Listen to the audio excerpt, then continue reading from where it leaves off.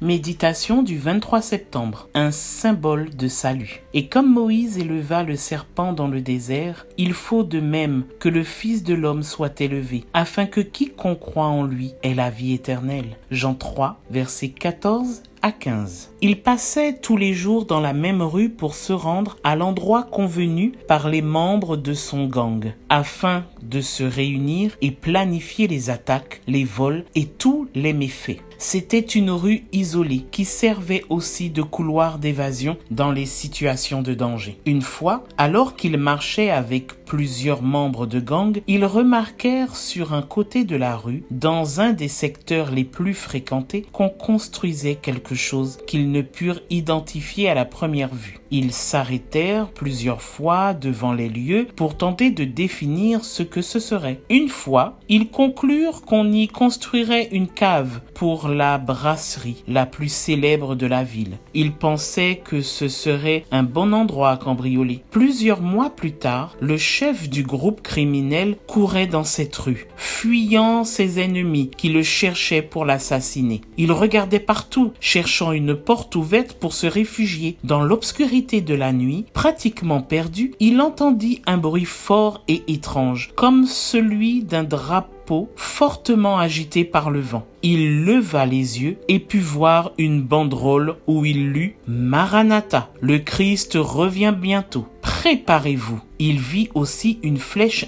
indiquer la droite, puis une porte ouverte. C'était son salut. Il s'y engouffra. C'était un temple adventiste. Cette nuit-là, il entendit parler de l'amour de Dieu et du salut pour la première fois. Il y assista chaque soir et donna finalement sa vie à Jésus. As-tu remarqué que Dieu aimait placer des signes visibles nous indiquant son désir de nous sauver? Cette banderole que le délinquant a regardée me rappelle le bâton de Moïse. Chaque fois qu'il le levait, un miracle de libération se produisait. Ce bâton a envoyé des fléaux sur l'Égypte, a divisé la mer Rouge et a fait sortir de l'eau du rocher. De même, alors que dans le désert, les serpents ravageaient son peuple, Dieu a ordonné à Moïse d'élever un serpent d'airain afin que le peuple mourant se tourne vers lui et guérisse. Aujourd'hui,